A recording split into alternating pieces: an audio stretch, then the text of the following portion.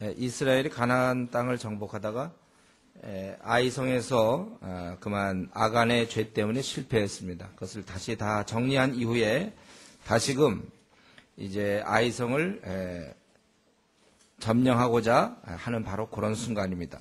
하나님께서 여호수아를 격려하셔서 두려워하지 말라, 놀라지 말라. 이미 전쟁에서 접은 경험이 있고 또 과연 어떻게 될지 전쟁을 앞두고 특별히 지휘관으로서 두려워할 수 있지만 두려워하지 말고 놀라지 말라.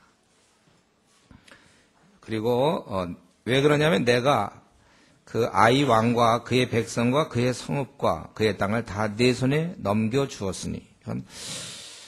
싸움은 지상에서 벌어지지만 그 이기고 지고의 문제는 하나님께서 결정하시는 겁니다.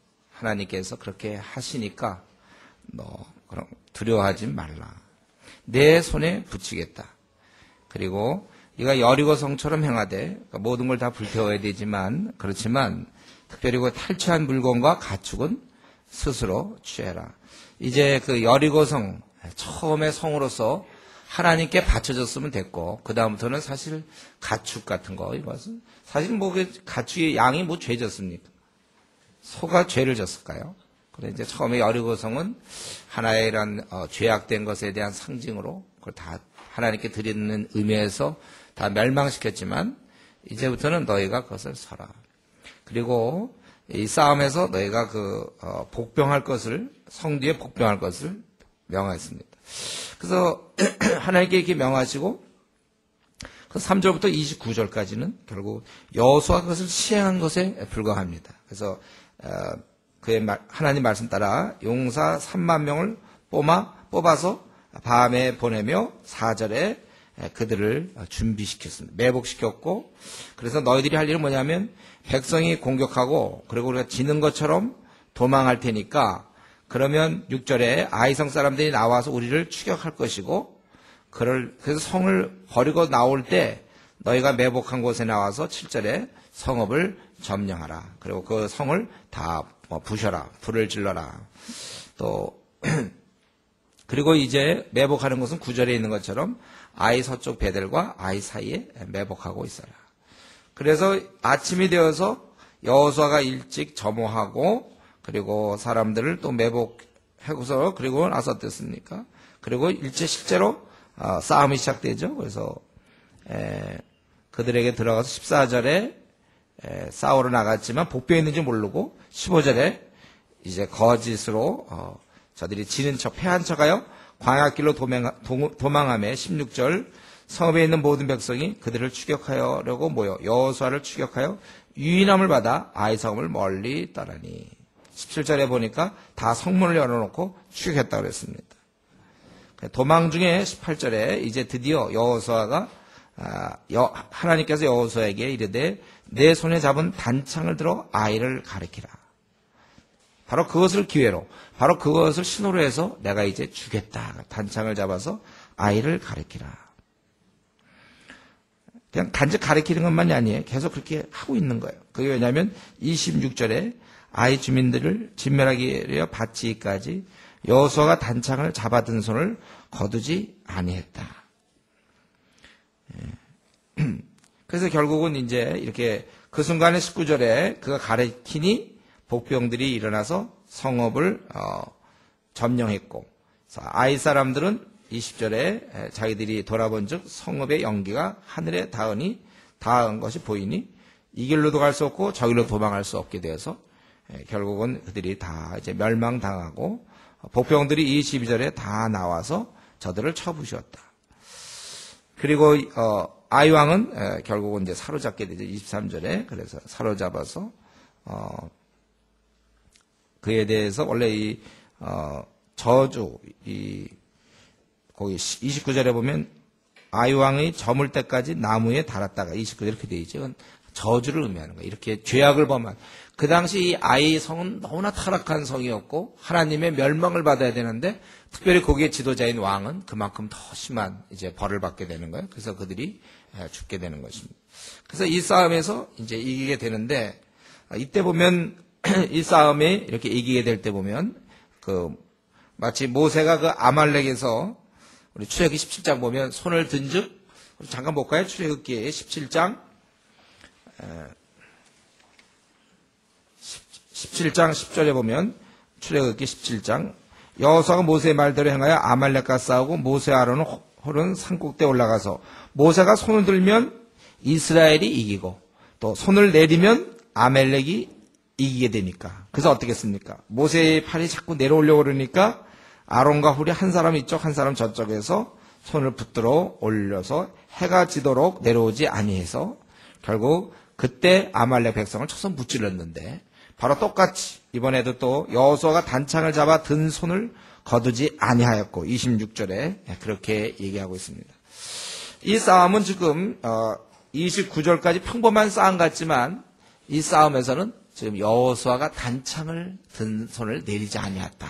하나님의 능력으로 이기게 되었다는 것을 계속 강조하는 것입니다.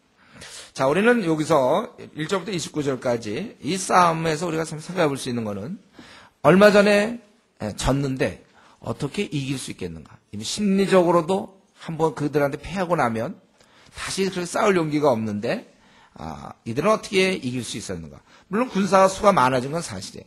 그러나 오늘 본문에서는 군사가 많아서 이겼다는 걸 얘기하려는 게 아니에요. 전략을 잘 세워서 이겼다고 얘기하는 게 아니에요. 오늘 본문에서 뭘 얘기하려고 합니까? 여호수아의 단창, 거기 18절에 여호와께서 여호수아에게 내 손에 잡은 단창을 들어 아이를 가리키라. 그리고 26절에 여호수아가 단창을 잡아든 손을 거두지 아니하였다. 그래서 아말렉 전투와 똑같습니다. 하나님 앞에 하나님께서 함께해 주신 전쟁이고 하나님의 도우심으로 이길 수 있었다는 것을 강조하는 것입니다.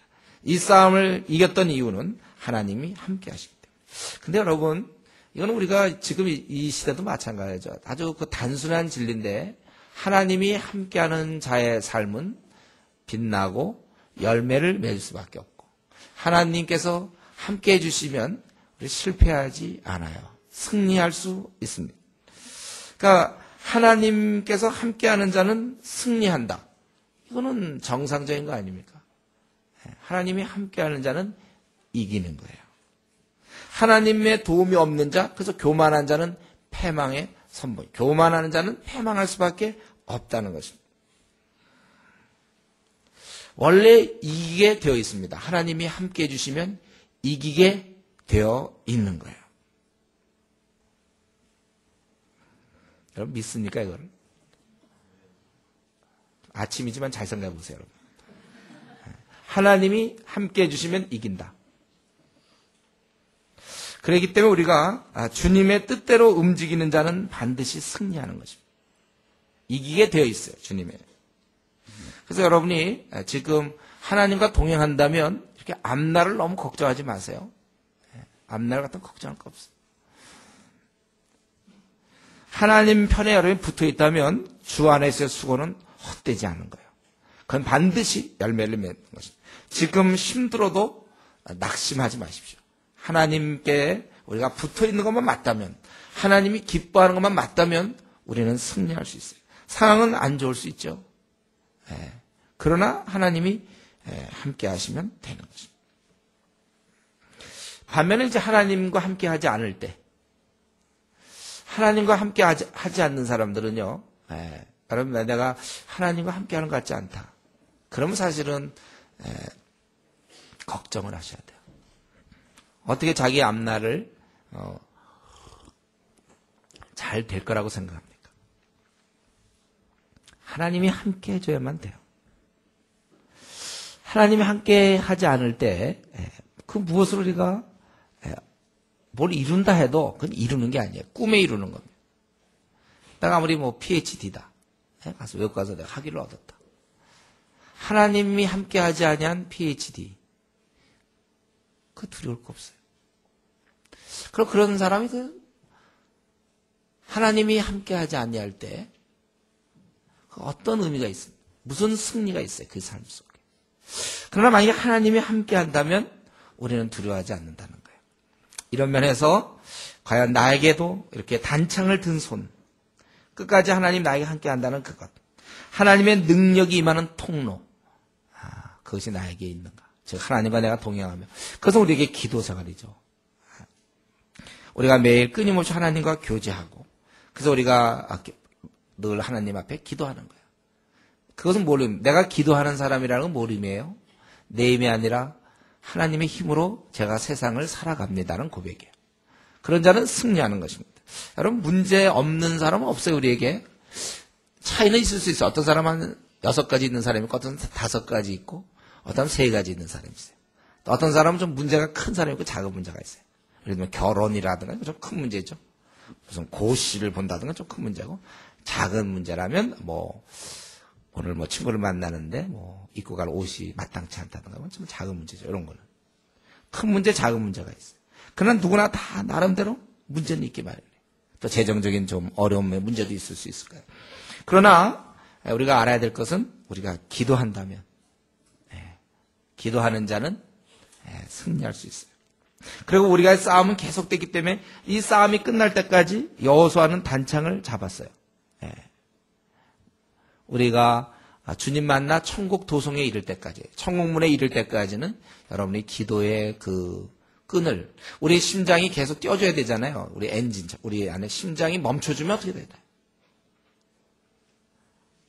생각할 것도 없죠. 멈춰주면. 생각할 수도 없겠죠. 멈춰주면. 죽는 거야. 우리가 이 주님 만나 배울 때까지 이 지상에서 심장이 박동설 여러분 들어가면서 여러분들 계속 기도하셔야 돼요. 계속 우리 기도하는 거예요. 기도를 통하여 우리가 이기는 것이지 다르게 이길 수 없습니다. 그렇기 때문에 기도 없는 사람들은 앞날을 걱정하세요, 여러분. 하나님 함께하지 않기 때문에 어떻게 내가 승리할 걸 자신할 수 있습니까? 우리 싱글들 내가 어떻게 좋은 자매를 내가 구할 거라고 생각해요? 내가 어떻게 좋은 형제를 만날 거라고 확신합니까? 결혼한 사람도 마찬가지예요. 내가 앞으로 자녀를 어떻게 훌륭한 아들, 딸을 내가 만날 것이며 자기 앞날도 마찬가지예요. 기도하는 자는 두렵지 않아요. 그러나 기도하지 않는 사람들은 자기 앞날을 자기가 혼자 끌고 가려고 하니까 걱정할 수밖에 없는 거예요. 그러나 기도하는 사람은 상황이 아무리 안 좋아도 그건 이기는 거예요. 주께서 그거는 우리와 함께 하시기 때문에. 이 싸움의 성격이 바로 그겁니다. 하나님이 함께 하시고 단창을 갖고 있던, 단창에 가르침이 있었던, 하나님으로부터 오는 능력을 소유했던 이스라엘은 이길 수 있었다. 그러니까 기도 없는 사람들은 이제 어렵다. 그래서 일주일에 어떤 때는 기도하고 어느 날은 안 하고 일주일에 한 반은 기도하고 반은 기도하지 않고 그럼 이제 그 플러스 마이너스 제로. 아무것도 아니에요. 그러니까 이기기도 하고 지기도 하고 반반. 그러니까 모자가 팔 내렸다 올렸다 계속 하면 거의 비슷한 수준을 주고 올렸다 내렸다 하면 이쪽 한 5명 주고 또 그다음에 올리면 저쪽 5명 주고 또 내리면 이쪽 5명 주고. 그러니까 내 생이 밤낮 그러는 거예요. 내 생이 도무지 진보가 없어요. 그거나 안 믿는 사람이나 이렇게 사는 거 비슷해. 그렇게 별로 안 믿는 사람과 큰 차이도 안 나. 그 안에 이 여호수아가 단창을 든 것처럼 하나님을 의지하는 모습이 있어야 돼. 하나님이 함께함. 고집 부리지 마세요, 여러분. 하나님의 뜻대로 따르면 돼요.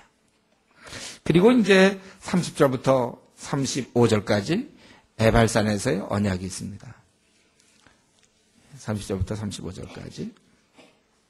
그때 여호수아가 이스라엘의 하나님 여호와를 위해 에발산에 한 제단을 쌓았으니 이는 여호와의 종 모세가 이스라엘 자손이 명령하고 이거 에발산에 단을 쌓고 번제를 화목제를 드려라. 이건 이미 모세가 우리 출애굽기에서 신명기 27장에서 얘기하죠. 신명기 27장에 잠깐 볼까요? 우리 신명기 27장 4절부터 쭉 나오죠.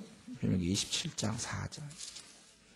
신명기 20장 4절부터 쭉 보면 너희가 요단을 건너거든 내가 오늘 너에게 명령하는 이 돌들을 에발산에 세우고 그 위에 석회를 바를 것이며 거기다 이제 기록하려고 그래서 너가 돌단을 쌓되 이렇게 하고 다듬자는 걸 해서 번제를 드리고 또 화목제를 드리고 즐거워하라. 그리고 8절에 너는 이 율법의 모든 말씀을 그 돌들 위에 분명하고 정확하게 기록할지니라. 여기 그리고 나서 또 11절에 보면 그렇게 나와 있죠.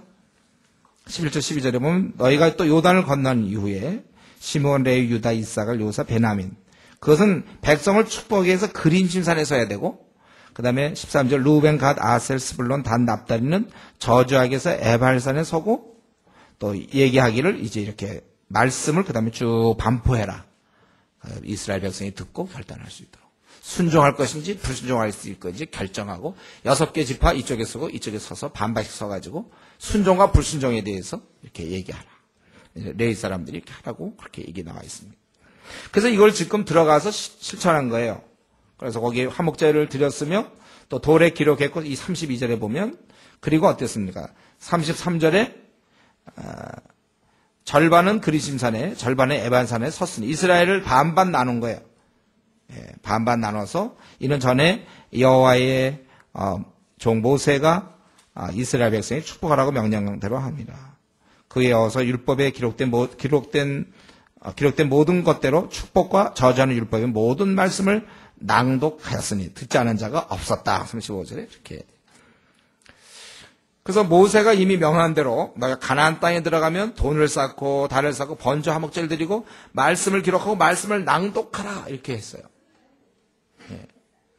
지금 굉장한 거죠. 이 타락한 땅, 이제 심판을 받아야 될 가나안 땅에 어두운 곳에서 이들이 이제 어둠의 땅에서 말씀을 선포한 것입니다. 이것은 무엇을 의미합니까? 이러한 정복보다 더 중요한 것은 정작 그곳에서의 삶이라는 거예요.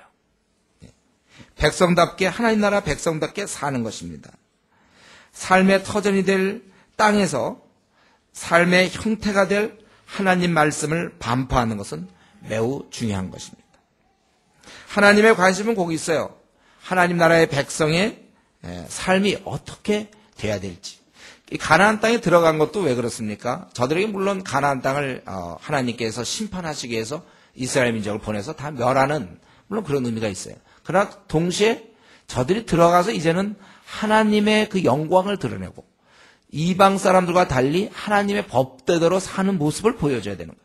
하나님 나라 백성으로 순결하고 정결하고 깨끗하고 하나님을 경외하는 자로서 살아야 될 것을 하나님이 원하시기 때문에 저들을 애굽에서 따로 빼어내어서 거기다가 다시 집어넣는 것입니다. 그래서 이들이 가나안에 들어가는 건 땅을 정복하는 게 의미가 있는 게 아니에요. 그거는 이제 그 다음을 위한 땅을 정복해야 살 거 아닙니까? 바로 이제는 정복된 그 땅에서 하나님 나라 백성답게 살 수 있는 그러기 위해서는 말씀, 이 기준이 필요해야 되는 것입니다. 그렇기 때문에 이스라엘 민족은 살아야 될 땅을 정복했다고 기뻐할 것이 아니라 그곳에서 살아가야 될 하나님 말씀을 얻은 것에 대해서 저들이 기뻐해야 되는 것입니다. 그러니까 이들은 땅 정복보다 더 중요한 것은 마음의 정복이라는 말이에요. 마음이 정복돼야 돼요. 이것은 오고 오는 세대에 귀한 교훈이 되는 것입니다. 저와 여러분에게 귀한 교훈이 되는 거예요. 우리가 어렵게 해서 그리스도인이 되었다면 이제 그리스도인이 된 이후의 삶을 잘 살아야 되는 것입니다. 이들 가나안 땅에 들어가기 위해서 얼마나 고생 많이 했어요. 저들이 애굽에서 나올 때도 그냥 나올 수 있었습니까? 그 많은 정말 하나님의 이적과 기적 능한 그 하나님의 힘으로 저들이 나왔으면 저들은 홍해를 건넜고 그리고 이 광야에 40년을 헤매다가 이제 들어갈 때도 요단강 물이 흘러 넘치는 것을 하나님이 막아주셔서 들어갔고 여리고성을 정복하고 또 이 아이성을 정복하게 되고 그것도 하필 여리고성을 정복한 다음에 이걸 하지 않고 아이성을 정복한 다음에 이들이 하나님께 순종했을 때 결과 불순종의 결과를 실제 몸으로 다 경험한 이후에 이제 여기서 이렇게 어렵사리 들어갔는데 여기서 드디어 하나님의 그 백성답게 살도록 그것이 저들에게 주어진 것처럼 사실 저와 여러분 오늘날 우리가 따져보면 우리가 어떻게 해서 그리스도인이 되었습니까? 이거 굉장히 힘들 거거든. 한번 좀 우리가 이 시간에 비록 아침이고 좀 그렇지만 생각해 보세요. 내가 원래 이 자리에 앉아있을 사람 맞습니까? 내가 누군데?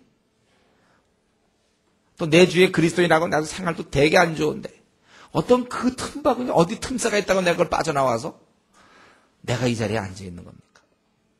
솔직히 생각해 보세요. 자기 믿을 사람 같아요, 자기가. 자기가 잘 알지, 이건. 저도, 맞죠, 저도.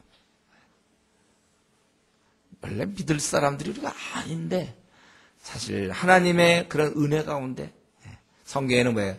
만세 전에, 태양을 짓기 전에, 달을 짓기 전에 먼저 나를 허락하셨어요. 만세 전에 나를 갖다가 계획하셨고, 그래서 나를 구원하기 위해서 예수님은 이 지구를 방문하셨고, 그리고 그냥 되는 게 아니고 대가가 돼야 돼. 대가가 있어야 돼. 대가를 치러야 돼. 나를 멸망해서 구원하시기 위해서. 그래서 예수님께서는 십자가의 죽음을 당하신 것이고. 그런 거 아무리 해줘도 이 강팍한 내가 또 좀처럼 돌아옵니까? 성령님께서 찾아와 주셔서 내 마음을 부드럽게 하셔서 죄인인 것을 깨닫게 하셔서 결국 내가 하나님 앞에 나와서 내가 죄인이었으며 형편없이 살았고 고집만 셌고 아주 따지기 좋아하고 불평 많고 감사가 없고 이기적이고 이중적이고 위선적인 나, 이 자아 껍질이 너무 강한 나, 자존심 되게 강하고 형편없는 나지만 나를 용서하셨군요. 그래서 우리가 주님께 나아가고 이제는 나도 주님처럼 다른 사람 위해 살겠습니다. 이제 주님처럼 나도 살겠습니다. 내가 이제는 불순종했지만 순종의 자녀로 살겠습니다. 결심하고 여러분들이 들어오지 않았습니까? 이게 쉬운 일이에요. 이건 참 보통 일이 아니죠. 정말 어려운, 우리가 바로 은혜, 또 이건 하나님의 은혜를 얻어서 우리가 이렇게 신앙을 갖게 되었는데, 이제 그리스도인이 되었는데, 정작 중요한 건 이제 그리스도인이 어려움을 뚫고 이제부터 우리는 그리스도인으로서 잘 축복된 삶을 이 지상에서부터 이미 살아야 되는 것입니다. 이렇게 우리가 귀한 은혜를 받았는데 이제는 이러한 나를 하나의 나라 백성답게 살도록 하는 이러한 것이 나에게 필요하다는 거예요. 여러분이 만약에 기껏 예수님 믿고서 이제 이 길로 들어오놓고서도 또 과거에 하던 버릇, 그 못된 버릇이 있잖아요. 불순종. 내가 하고 싶은 대로 그냥 하는 것. 말씀은 그렇지만 말씀은 분명히 이런 거 알아요. 모르는 게 아니야. 나도 머리가 있어. 안다 이거야. 그런데 다만 따르지 않아 내가. 말씀은 그런 줄 아는데 머리로는 제가 다 알지요. 말씀이 그런 줄 알지만 따르기는 원치 않아. 왜요? 과거에 원래 불순종하는 게 내 원래 전공이었거든. 이게 쉽사리 바뀌나? 안 바뀌지. 말씀은 그렇지만 나는 내대로 살겠다. 그래서 여기서 나온 타협이 뭐죠? 여기서 나온 게 그게 바로 미지근한 신앙 이거죠. 즉 오늘 주님 오시면 큰일 날 사람, 이 신앙을 이제 갖게 돼요. 오늘 주님 오시면 기뻐해야 되는데 오실까봐 염려되는 신앙을 형성한 것. 여러분 이것도 각자가 만드는 것입니다. 우리가 영어 회화 잘하려면 어떻게 하죠? 중국어 잘하려면 공부해서 어느 단계를 도달해야 돼요. 그래야 중국어를 능수능란하게 하는 거예요. 쉽지 않아요. 중국어 사성이 있어서 어렵지요? 어렵죠? 쉬운 사람이 있는지 모르겠지만 어려워. 내가 보기에 어려워. 꾸준히 노력을 해야 돼. 그것도 마찬가지예요. 신앙도 이런 단계에 도달해야 돼요. 여러분 이게 내가 맘만 먹으면 금방 신앙이 좋아질 것 같습니까? 그게 결국은 왜 그 사람은 미지근한가? 이게 그의 능력이 그것밖에 안 되는 거예요. 아직도 자기를 버릴 수 없어. 성경은 알지요. 다 알아. 이렇게 살아야 되는 걸 알지만 여전히 나는 요거를 쥐고 있다는 거예요.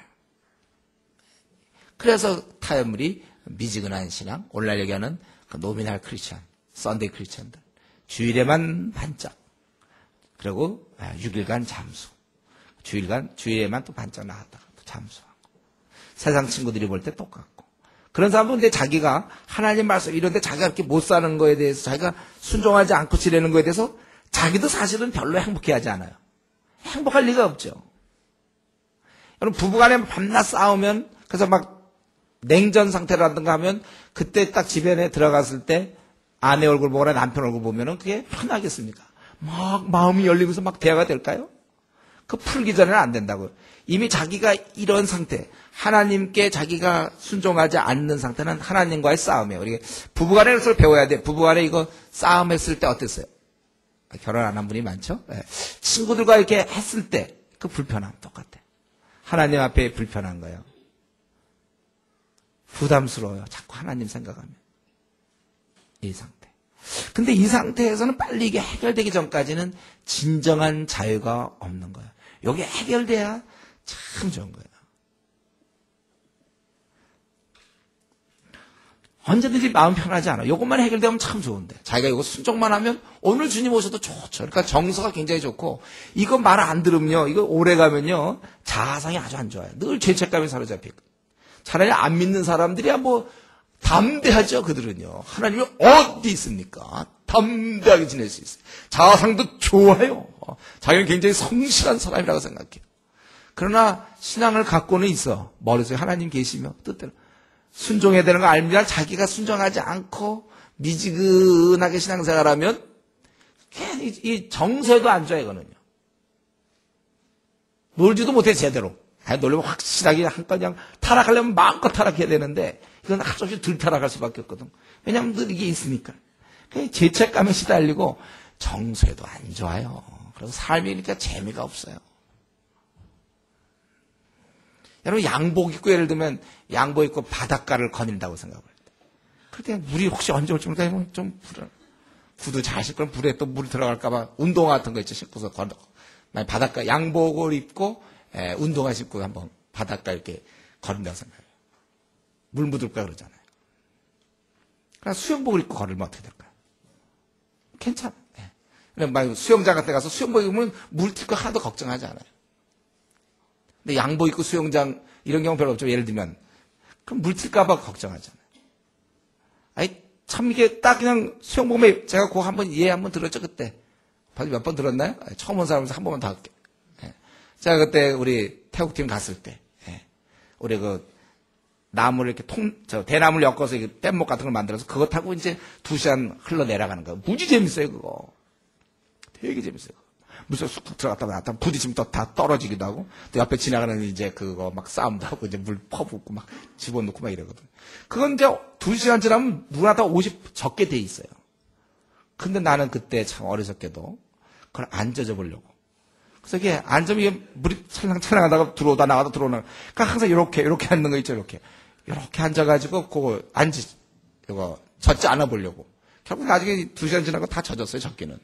처음부터 아예 그냥 딱 편안하게 앉으면 되는데, 앉지도 못하고 쭈그려가지고 혹시 물 닿을까봐요. 궁뎅이가 거기 닿으면 안 되니까 여러 구석 2시간 내려갔잖아.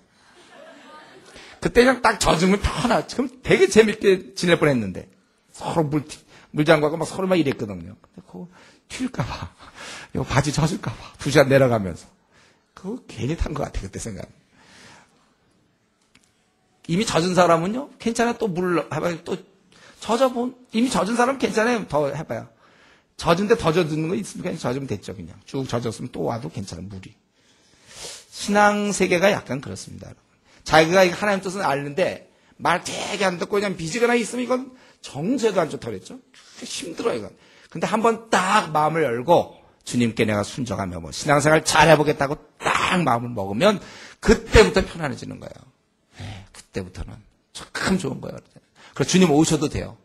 그러니까 좋죠. 언제든지 주님 오셔도 되니까 얼마나 좋습니까? 이걸 안 하면 언제 주님 오실지. 지금 오시면 안 되는데. 그리고 자기 생에 열매도 없잖아요. 재미도 없어요, 사실.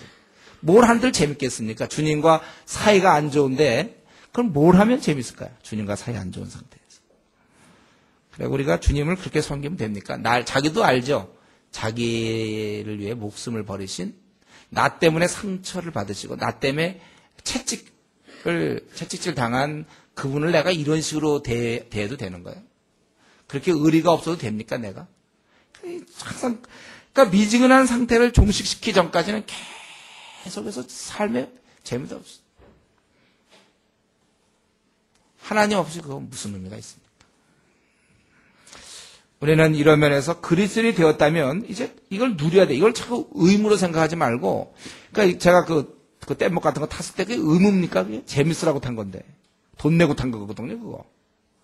근데 그거 안 젖으려니까 아주 힘들었죠. 2시간 내내. 발도 아프고. 원래 우리가 신앙 가진 건 참 즐거운 거 아니에요? 자유함과 평안함, 만족, 행복, 승리, 빛나는 삶, 열매, 짠, 다 좋아요, 그건. 너무 좋은 거예요. 우리 좋아서 하는 겁니다. 제가 얘기했어요. 선교사들, 희생. 무슨 희생입니까, 선교사가. 즐거워서 하는 건데. 내가 축구 재밌게 하는데 누가 와서, 수고 많으십니다. 그러면 됩니까? 나 재밌게 하고 있는데. 그게 무슨 수고에 자기가 재밌는 건데, 축구 오히려 안 시켜줄까봐 그러는. 선교사가 다 그런 거예요. 우리 신앙생활이 다 그런 거예요. 재밌어서 하는 거죠, 이게. 그럼 이거 안 했으면 어떡할 거예요? 여러분, 우리 하나님께서 우리를 이렇게 자녀로 삼아주셨다면 이제는 좀 자녀로서 즐기면서 좀 만족스럽게 그렇게 살아야 되는 것입니다. 이렇게 자랑 많고 고집센 나를 받으셔서 자녀 삼으셨는데 기껏 이전 생활의 반복인가? 그 불순종한 그거 모자라서 그렇잖아, 내가 바쁜데 바쁜 생활이 부족해서 또 예수님 믿어갖고 또 주일날 교회 나오고 또 성경 읽어라. 그렇지 않아도 바쁜데 그것까지 또 해야 됩니까? 그건 차라리 안 믿는 게 낫죠. 괜히 믿어서 무슨 고생입니까? 그래서 우리는 오늘 이 말씀, 그들이 들어가서 에발산에 제단을 쌓고 그리고 하나님 말씀을 선포하는 것이 이스라엘 민족을 이스라엘인 되게 하는 거예요. 이스라엘을 진정한 이스라엘 되게 하는 게 바로 말씀입니다. 하나님의 백성으로서 하나님의 뜻을 따라 순종하도록. 그때 순종하지 않으면 너희가 저주가 있고 순종하면 축복이 있다. 오늘날은 우리가 어떻습니까? 오늘날도 마찬가지죠. 우리가 이 땅을 살아가면서 이제는 그리스도인이 되었으니까 우리가 남은 생 그리스도인으로서 잘 살아야 되겠어요. 잘 살기 위해서 우리도 오늘 이 말씀처럼 우리가 이러한 하나님의 뜻을 잘 알고 순종하고, 제가 생각하기에 우리가 성경에서 나오기 때문에 오늘 본문은 아니고 성경에서 우리가 말씀대로 살아야 되는데 말씀에서 우리에게 요구하는 게 무엇입니까? 적어도 한 4-5가지가 있죠. 첫 번째는 뭡니까? 우리가 이 말씀 생활을 해야 된다는 거예요. 우리가 이제는 그리스도인이 되었다면 어떻게 그리스도인답게 사는 건 모든 나의 삶의 중심이 말씀에서 나와요. 그럴 때 여러분들이 일정한 성경과 가까이 하는, 그러니까 우리가 뭐 성경 통독, 여러분들이 성경을 읽으셔야 돼요. 경전을 가까이 해야 되는 것입니다. 중들이, 우리 스님들이 이 불경을 가까이 하지 않습니까? 마찬가지로 근데 그들은 가까이 하는데 사실 그거는 썩어질 내용이고 그것은 이 땅에서만 필요한 것이고 그건 진리가 아니잖아요. 좋은 교훈이 될지 모르지만. 근데 우리 경전을 갖고 있는 우리는 이렇게 한 권으로 착할 또 막 번역 잘 돼서 나와 있는데 이걸 등한시한단 말이에요. 오히려 불교 신자보다 못할 수도 있어요. 그들이 막 불교 신도들이 열심히 막 경전을 보는데 비해서 뜻도 잘 모르겠는데 아주 어려운 거 막 외우기도 하고 막 들어봤죠, 그런 거. 그런데 우리는 이 경전에 대해서 여러분들이 정말 성경 통독을 하고요. 뭐 제가 물어보지는 않겠지만 지금 한 몇 독씩 했는지 모르세요, 여러분들이 이거. 경전을 몇 번이나 보고 있는지. 또 우리가 그러기 위해서는 또 성경을 읽는 걸로만 되지 않고 우리가 지금 PBS 하는 거, 그래서 우리가 교회에서 한 장 하지만 또 여러분 개인적으로는 또 하셔야 되잖아요. 내가 나름대로 뭐 2장을 하겠다. 그럼 앞으로 12년 뒤에 66권 우리가 끝낼 수 있는 거고, 내가 3장씩 성경을 연구하겠다. 그럼 앞으로 한 7년 정도 잡아서 하면 우리 끝나는 거예요. 3장 정도.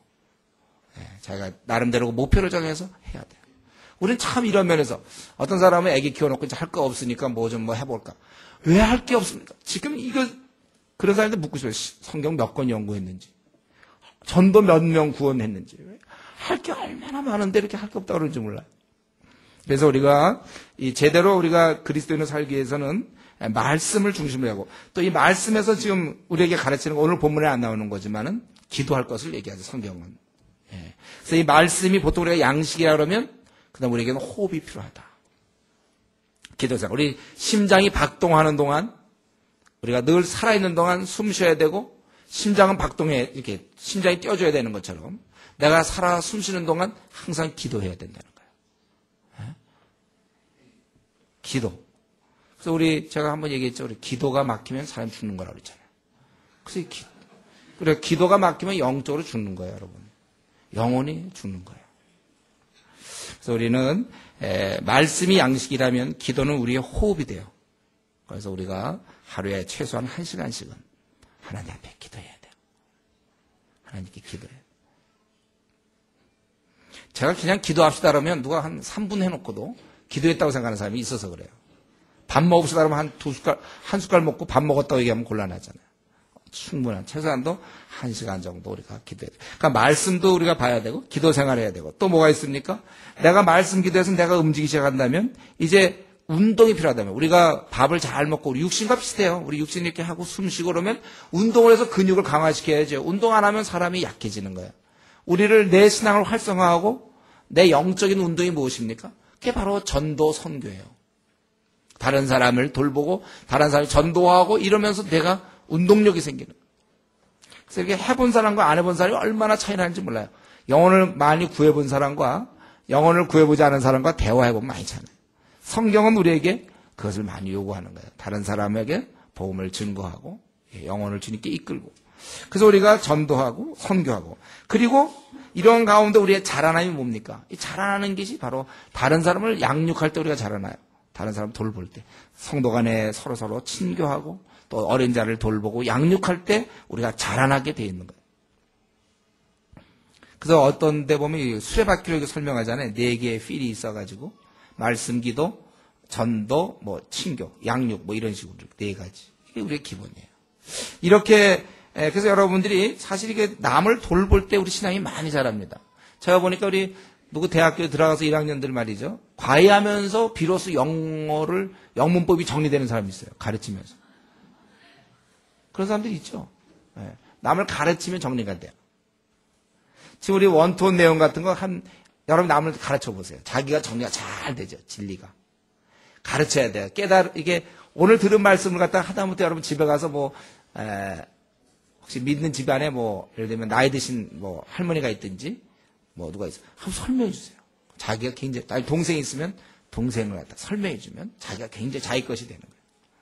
그러니까 저 같은 경우 설교를 하니까 참 좋죠.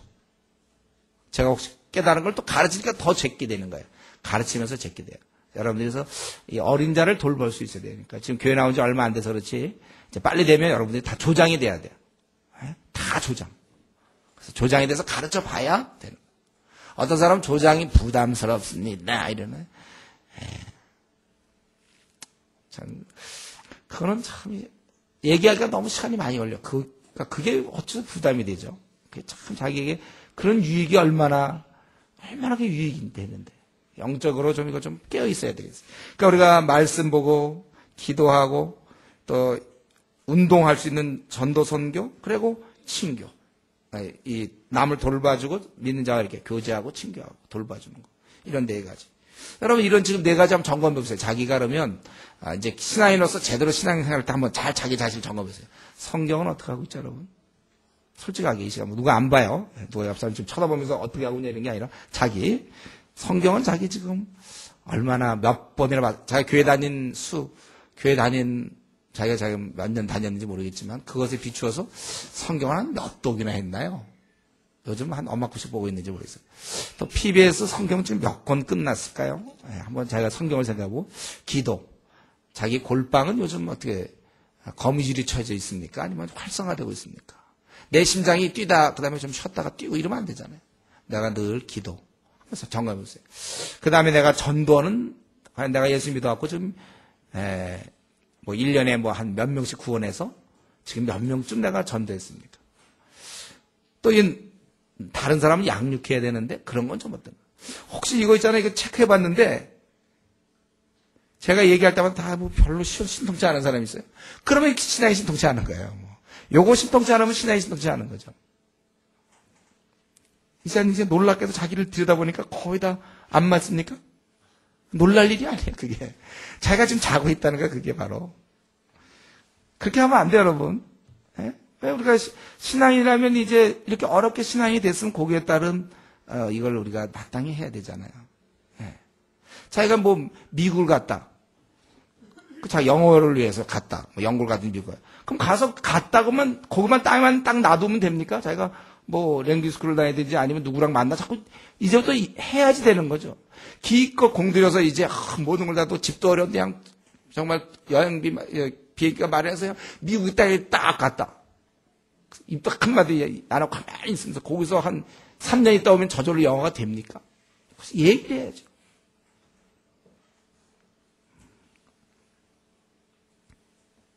얘기를 해야죠. 똑같은 거예요. 제가 그리스도인이고 교회를 나오는데 아무것도 안 하니까 그럼 될 수가 있습니까? 미국에 가도 그 LA 쪽에 가면요. 한인타운 같은 데 가면 굳이 영어 쓸 필요 없어, 거기는. 그냥 한글에 다 통해요. 아주 만국 공통어예요, 한국어. 거기서 다 한국 사람들끼리 만나요. 다음에 이제 식사할 때 돈 같은 거 달러로 내는 뿐이지. 그때 이제 미국 돈을 그때 쓰는 거죠. 식당에서 팁 주고 이럴 때. 한국말로 설렁탕 주세요, 여러분. 설렁탕 나오고 다 그래. 그런데 가면 여러분 영어 안 늘어요, 그런 거는. 간다고 해서 되는 게 아니고. 자기가 노력을 해야 되는 것처럼. 교회 아무리 그냥 좋은 교회. 그럼 나오면 뭐합니까? 만약에 그렇다 하더라도. 저절로 되는 거 아니에요. 신앙도 똑같이 내가 영어 회화하려면 중국어 회화하려면 중국어 회화에 투자한 만큼. 신앙도 자기가 성경도 보고 기도 생활도 하고 전도도 하고 또 다른 사람을 돌보고 이러면 자기 신앙이 잘하는 거예요. 지금 제가 얘기한 게 어때요, 여러분? 좀 특이하다 이렇게 생각 들어요. 저분은 이렇게 우리가 노력해야 잘한다고 그런다. 특이하다. 그러십니까, 여러분? 좀 당연한 얘기를 제가 힘주어서 얘기했을 뿐이에요. 우리는 모두가 다 말씀, 기도, 전도, 양육 이런 거 당연히 우리 신앙이 잘. 그리고 이루는 중에 우리가 한 가지 사명, 성경에서 우리가 하나님 나를 왜 이 땅에 보내셨는지. 에베소 우리 보면 바울이 기도하는 거 있잖아요. 부르심의 소망이 무엇인지를 위하여 기도하라고 그랬어요. 우리의 비전을 가져야 돼요. 왜 하나님이 나를 분명히 하나님은 계획이 철저하고 만세 전에 나를 불렀는데 그럼 나 지금 기껏 이렇게 살라고 하나님이 계획해 놓은 건가? 이게 지금 하나님이 계획한 길에 들어선 겁니까? 아니면 내가 그걸 페일을 했냐? 내가 그걸 캐치를 못하고 지금 내 길을 가고 있는 것인가? 분명히 여러분 생각해 보세요. 하나님이 준비한 길이 나에게 있거든. 나만 주신 게 있어요. 그걸 내가 그 길을 내가 지금 가느냐? 네. 내가 그 길을 가느냐? 아니면 내 길을 가느냐? 이게 비전의 문제죠. 그래서 이 비전을 얻으면 이게 바로 집중의 원리가 되는 거예요. 비로소 자기 생이 거기서부터 시작되는 거예요. 바울의 생의 의미는 다메섹 이후부터 이제 시작되기, 카운트가 되는 거예요. 그때부터. 합산이 되고 그때부터 열매가 되는 거죠. 내가 비전을 깨닫기 시작할 때, 저는 이제 26살이었어요. 26살에 이걸로 제가 알았어요. 하나님 나를 이 땅에 보내신 이유를 깨닫게 됐고. 그러니까 저는 이렇게 왔다리 갔다리 할 시간이 없었어요. 집중할 수 있어. 제가 가는 길에 집중. 만약 그게 없으면 이것저것에 손대게 되는 거예요. 이것저것 손대고 시간을 괜한 데 간단 말이에요. 내가 지금 예를 들면 무슨 좋습니다. 음악 쪽으로 가야 되는데 이걸 자기가 몰라. 음악인지. 그래갖고 막 체육계 해서 뭐 여자 축구 쪽으로 가서 또 3년 보내고. 그거 아닌 것 같고 사업인가? 그래서 옷을 만들라고 막 옷 디자이너로 또 5년 보내고. 그럼 나중에 뭐에 도움이 돼요? 그는 이제 바로 자기가 그걸 깨닫고 그 유학가 갖고 막 해갖고 이제 그쪽으로 나간 거 아니에요? 그걸 자기가 알아야지요. 그렇지 않으면 그거 다 그냥 시간만 낭비한 거예요. 그래서 나중에 돼갖고 나중에 이제 신앙 가진 사람이 후회하는 사람 많잖아요. 내가 미리 젊을 때 예수님 믿었으면, 그러니까 미리가 믿는 걸 의미하는 게 아니에요. 그때는 제대로 믿었으면 우리가 사실 제대로 주님께 나가면 갈수록 점점점 뚜렷하게 비전을 알려주시거든. 하나님도 그렇게 안 하실 것 같습니까? 하나님이 자기에게 순종하는 자에게 어떻게 살아야 될지를 알려주지 않겠습니까? 이거를 놓치니까 이랬다 저랬다 그냥. 그리고 이 비전이 뚜렷하지 않으면 허송세월한다니까요. 소위 말하는 목적이 이끄는 삶, 이거 살 수가 없어요.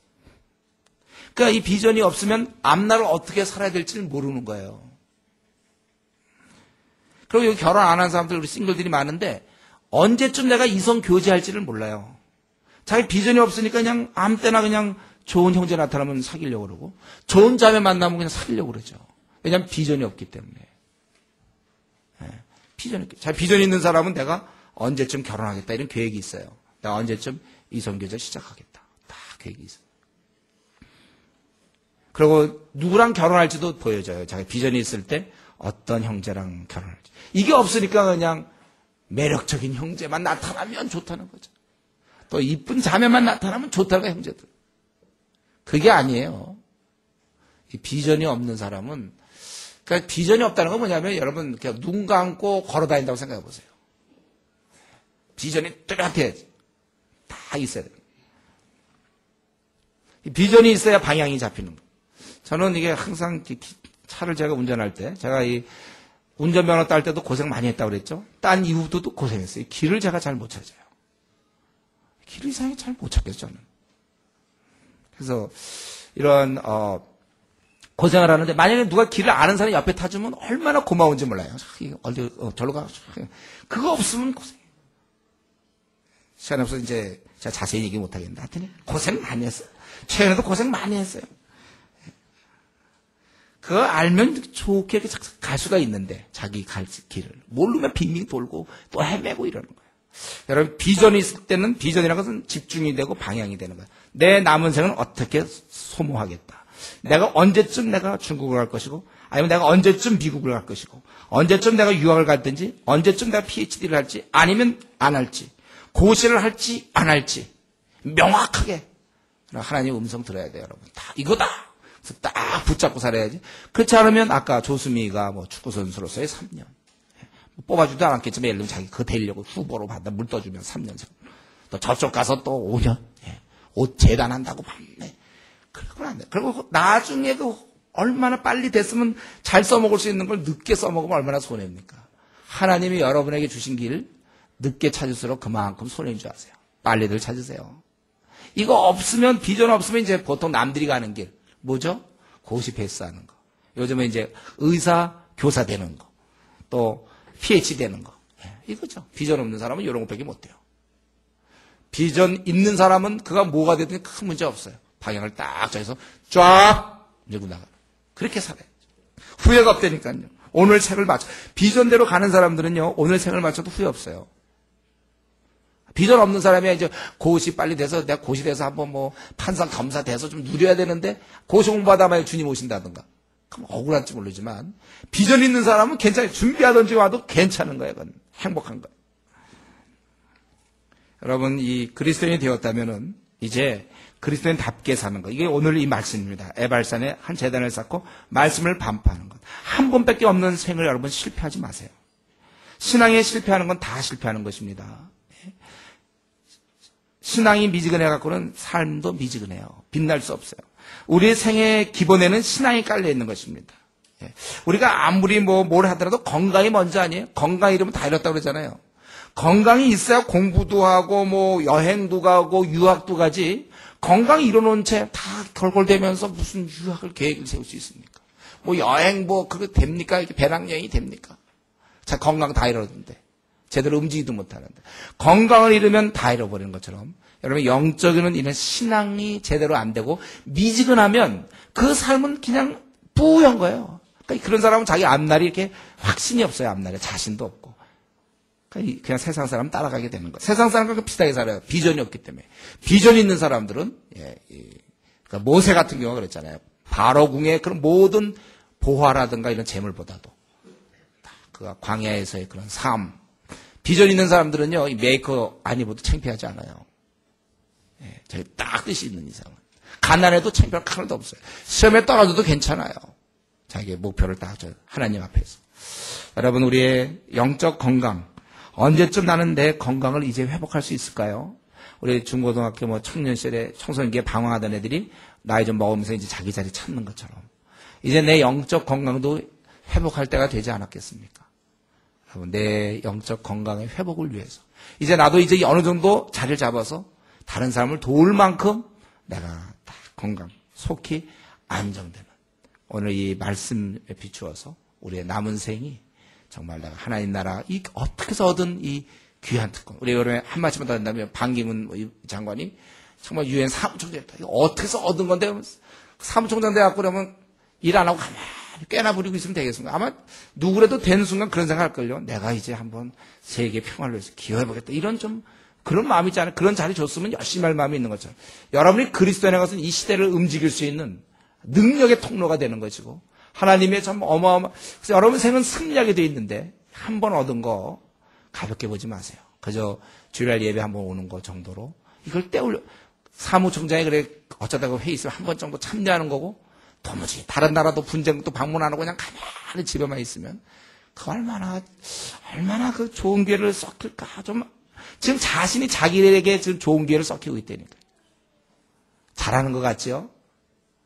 남들 일하는데 난 노니까 쉬니까 좋다고 생각하죠?